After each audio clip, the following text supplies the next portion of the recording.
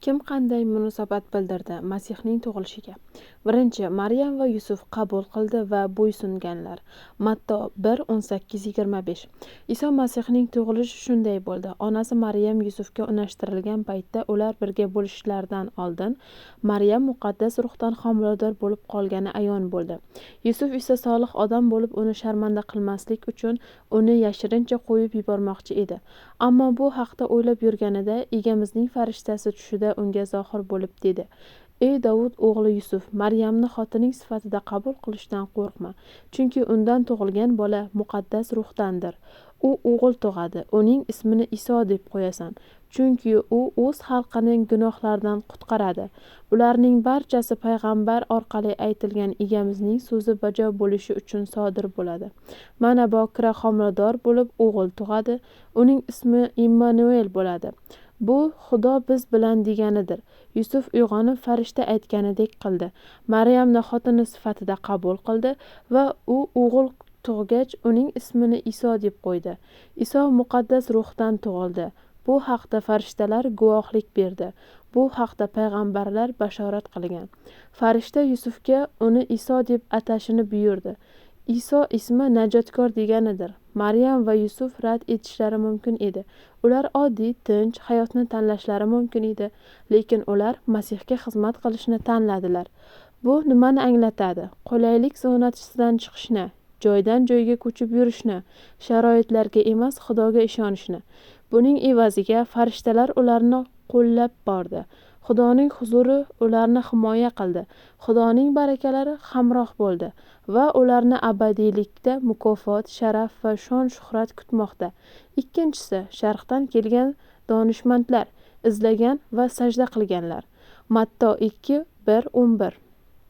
Iso yahudiylarning Baytlahem shahrida shoh Herod zamonida tug'ilgan. Sharqdan kelgan donishmandlar Quddusga kelib so'radilar: Yahudiylarning yangi tug'ilgan shohi qayerda? Biz uning yulduzini sharqda ko'rdik va unga sajda qilish uchun keldik. Shoh Herod buni eshitib xavotirlandi. Quddusdagi hamma ham u bilan birga xavotirlandi. U bosh ruhoniylar va ulamolarni yig'ib, Masih qayerda tug'ilishi kerakligini so'radi. Ular Yahudiylarning Baytlahem shahrida deb javob berdilar. Chunki payg'ambar orqali shunday yozilgan: Ey Baytlahem, Yahudo yurti, sen Yahudo hukmronlari orasida eng kichigi emassan, chunki sendan mening xalqim Isroilni boqadigan yetakchi chiqadi. Herod donishmandlarni yashirincha chaqirib, yulduz chiqqan kechani aniqladi. Ularni Baytlahemga yuborib dedi: Boringlar, bolani yaxshilab izlanglar. Topganingizdan keyin menga xabar beringlar, toki men ham borib unga sajda qilay. Ular shohni tinglab yo'lga tushdilar va mana sharqda ko'ringan yulduzni ularning oldidan yurib, oxiri bola turgan joy ustida to'xtadi. Yulduzni ko'rib ular nihoyatda quvondilar. Uyga kirib, bolani uning onasi Maryam bilan birga ko'rib, yerga yiqilib sajda qildilar. Xazinalarini ochib unga tuhfa keltirdilar. Oltin, xushbo'y tutatqi, mira, Sharq Isroilga nisbatan bugungi Iroq va Eron hududlaridir.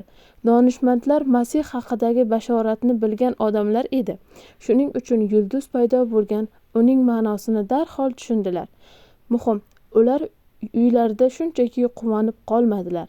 Vaqtlarini qurbon qildilar, mol-mulklarini qurbon qildilar, ehtimol xavfsizliklarini ham xavf ostiga qo'ydilar va sajda qildilar. Sen Masihni topish va unga sajda qilish uchun nimani qurbon qilyapsan? Odamlar bo'lmaganda ular Xudoning alomati ortidan bordilar. Odamlar paydo bo'lganda ular so'radilar, ammo odamlar ularning o'zlaridan kamroq bilishardi. Dars: agar Xudo seni boshlab borayotgan bo'lsa, odamlar sabab to'xtab qolma.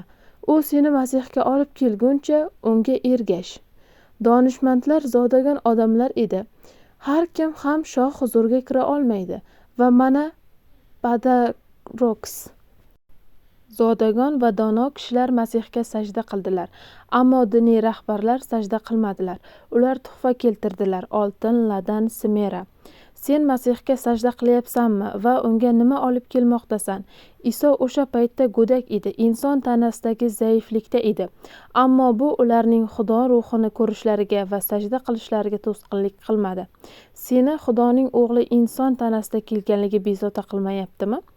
Uchinchisi, Herod va ruhoniylar qarshilik ko'rsatgan va yo'q qilmoqchi bo'lganlar. Matto 2:16. Donishmandlar tomonidan aldanganini bilgan Herod qattiq g'azablandi va Bayt-Lahmda hamda uning atrofidagi hududlarda 2 yoshgacha bo'lgan barcha o'g'il bolalarni o'ldirishni buyurdi. Buni donishmandlardan aniqlab olgan vaqtga qarab qildi. Herod Isoni o'ldirmoqchi edi.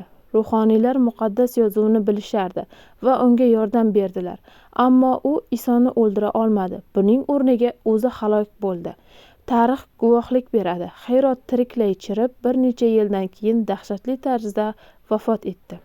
Senga shaxsiy murojaat. Endi yuragingni sinab ko'r. Iso yuragingda tug'ilganda sen qanday munosabat bildiryapsan? Qabul qilib unga xizmat qilyapsanmi? Sajda qilyapsanmi? Yoki rad etib Masihni o'ldiryapsanmi? Shuni tushun, agar sen Masihni rad etsang, u najotkor bo'lishdan to'xtamaydi, lekin sen najotsiz qolasan. Duo: Xudoyim, menga haqiqatni och, senga donolik va kuch ber. Sharqdan kelgan munajjimlar kabi seni izlashga, Maryam va Yusuf kabi fidokorona xizmat qilishga, sening yetakchiliging, barakang va himoyang ostida bo'lishga va abadiylikda mukofot, sharaf va shon-shuhratga erishishga. Iso Masih nomi bilan amin. Izohlarda yozing, qaysi toifa sizga yaqin.